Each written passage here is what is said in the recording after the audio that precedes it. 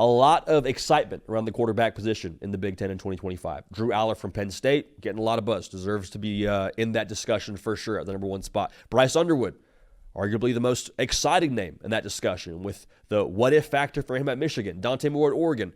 But there's one quarterback at USC now, and Jayden Maiava.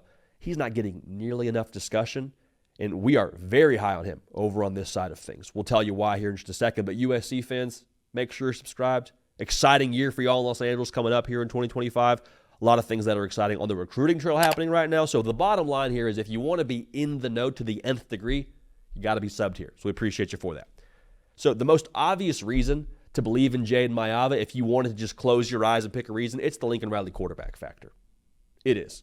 It's the same reason why you feel good about walking into a Nike outlet store, grabbing something off the rack, as long as it's in the correct size and section for you, and feeling good about what you come out of there with. Like, as long as Lincoln Riley's the head coach, we can trust his selection at the quarterback spot. Also, it's worth noting, he went and got Jayden Maiava out of the portal in a year where they didn't necessarily need to go get a quarterback because they had Miller Moss coming back. So that should tell us something. But I think the pushback on that, from the comment section at least, I can already hear is going to be, well, JD, wasn't Miller Moss Lincoln Riley brand quarterback, and they benched him last year, right? True, but let's take some truth serum together here. Right? We don't endorse taking drugs on this show, but truth serum I think is one we can make an exception for. Miller Moss wasn't the problem for USC last year. He wasn't. Like in half his games, he had nearly 300 yards in all of them. Half of 50%, I suppose, is the point we're trying to make here. If Miller Moss had played the entirety of the season, I don't know where he would have finished in regards to the passing yard totals in the Big Ten, but he missed all of November just about and still finished darn near top 10. So Miller Moss, the thing with him, it was more so a timeliness factor. You talk a lot about USC and not finishing in the fourth quarter. Some of that had to do with the Miller Moss turnovers. Still had a good year, still could have won with Miller Moss. There were other things around him, though, to where it was a situation where you just had to make a change. We compared it to changing the music at a party. It's not bad, but we had to switch up the vibes a little bit to get to where we wanted to go for USC. So enter in Jayden Maiava. What you saw from him last year should get you excited. The Notre Dame game, to me, comes to mind. Just the way that he, one, had this fearlessness to him and went out swinging against that defense. That's a defense, now we've said it many times, they kept teams to right around like 160 a game through the air. Jayden Maiava wasn't the only quarterback, or not just the only quarterback, to go for over 300 yards against the Irish. He went for 360. 360 against the Irish. I love the fact that he's got some baller to him. That's one of the first things that I love about the guy. He's got some playmaker to him. The reason why that's important, you look at the quarterbacks that have had the most success under Lincoln Riley, Caleb Williams, Jalen Hurts, Kyler Murray, Baker Mayfield, all those guys have the ability to ad-lib and extend plays. Same thing with Jayden Maiava. Now, Jayden Maiava may not have 1,000 yards rushing, but he has enough to where when the play breaks down, he can break contain, eyes downfield, he can make you pay. You have to at least account for the guy in the run game side of things.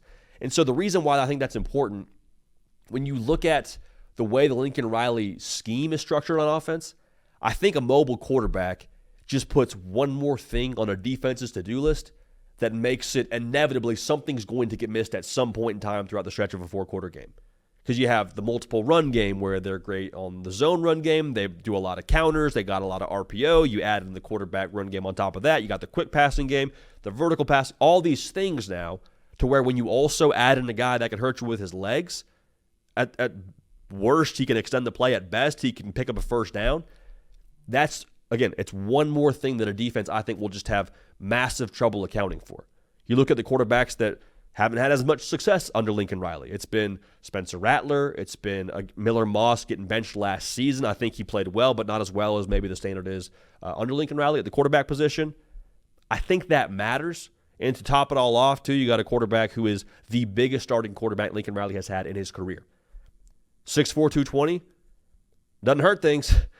That doesn't hurt having a better line of sight over your offensive line. I'm just saying, I think that's probably something to keep account for when you talk about his potential for success here in 2025.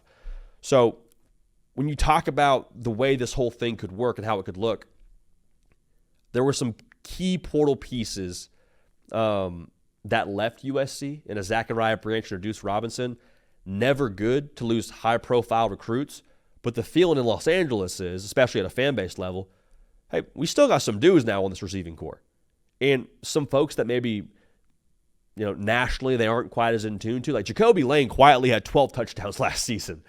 Went stupid in the bowl game. Mekhi Lemon was one of the best receivers in the Big Ten last season. So I think, to put it simply, I think you have what you need in the wide receiver room to maximize Jayden Maiava.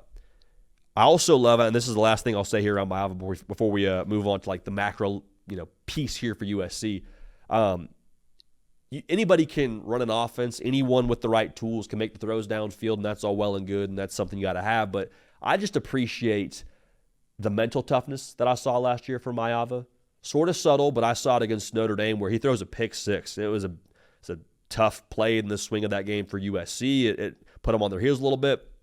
A lot of quarterbacks, when they have a tough mistake, they take their foot off the gas a little bit more conservative, especially when it's a guy in Jayden Maiava who's making his his first appearance, not his first start necessarily, but his first real appearance here for USC, trying to finish the season strong. Just came back swinging. Came back throwing darts downfield. There was no flinching. There was no hesitation. Same deal in the bowl game you saw against A&M. Bit of a rough start. Came roaring back. Leads USC to a big win to finish their season in that bowl game. And that's something you can't really account for. Either you have it or you don't. It's very hard to coach into somebody. So to see him wired that way, if I'm a USC fan, that gets me really excited. Now we got a guy with some killer instinct, confidence to keep throwing it downfield even if he doesn't have the perfect start to things like that. That's unquantifiable, uncoachable. So for USC now, if you were to tell me they're just 10 to 15% better at the quarterback position in 2025, how good could they be? It's nauseating how many times you've heard this, but a lead in every single fourth quarter except for one, and that was Notre Dame. And even in that spot, you were driving to tie in the red zone before the pick six that ultimately ended up flipping that game on its head. And that's against the team that was playing for a national title at the end of the year, Notre Dame. There's a lot there to be excited about if you're USC, paired with the idea that the defense could take another step forward under Danton Lynn. There's so much there from USC to be excited about.